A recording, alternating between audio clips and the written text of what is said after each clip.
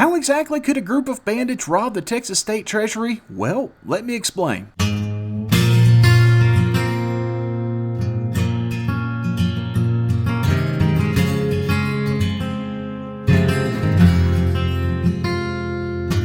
First off, this video was suggested by Clayton Jaimez, so shout out to him. Also, I couldn't find much as it comes to images for this, so I did the best I could. Anywho, we're going back to 1865. Robert E. Lee surrendered at Appomattox Courthouse on April 9th, and the Civil War was effectively over. Now, a lot of former Confederate territory was not in Union hands, and it would take some time for troops to arrive in order to take over. In Texas, much of the people in charge left for Mexico, seeing as they didn't trust the Union to not prosecute them when they arrived. The Confederate troops disbanded for the most part and went home, and with no Union troops to maintain order, riots and looting began across the state. A quick aside here, many Confederate troops didn't want to just give up and go home. In fact, many were ready and willing to continue the fight as a guerrilla-style insurgency that could have lasted for years or decades, but they didn't. And the reason they didn't was because Robert E. Lee told them not to, and they listened to him. To the Confederates, Lee was like their Washington, and if General Lee said put down your guns and go home, that's what they would do. Well, for the most part. So we have lawlessness across Texas, and in May in Austin, a group of former Confederates got tired of it and formed a group of volunteers to keep the peace, at least until Union troops could arrive. The group was led by Captain George R. Freeman and was able to clean up the city rather quickly, at which point they disbanded unless they were needed again. Real quick here, there's not a whole lot of information out there about this, and the details given vary rather widely, so,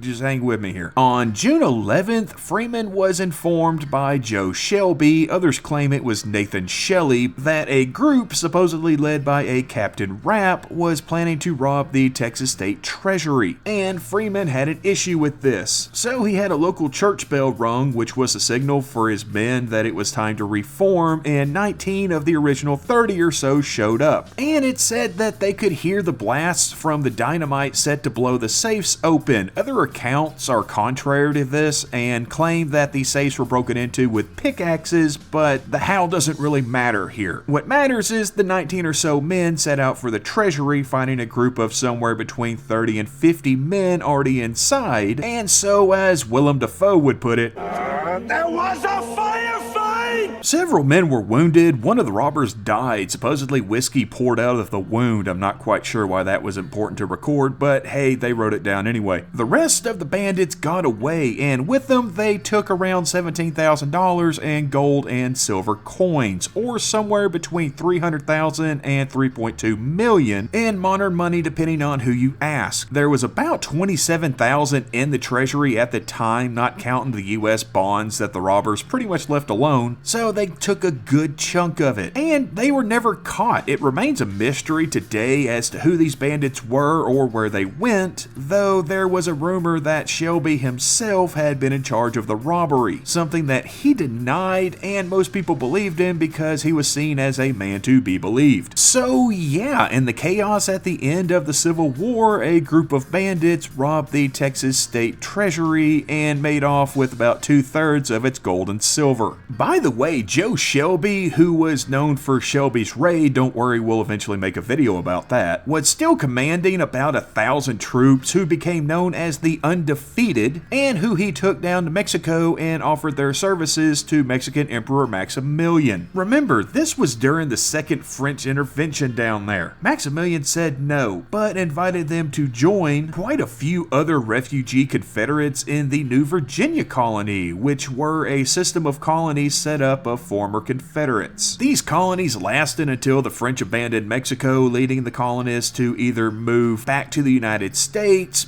to the coast, or joining one of the communities of Confederates down in Brazil. Oh yeah, a crap ton of Confederates, or Confederados, fled to Brazil after the war. Some estimate it was as many as 20,000, and they set up colonies like New Texas and Americana. There are still descendants of these Confederados in Brazil. Every year they hold Festa Confederata to celebrate their history. Plus, Brazil made sense for the Confederates, slavery was still legal, and the government down there was looking to get into cotton. Perfect match.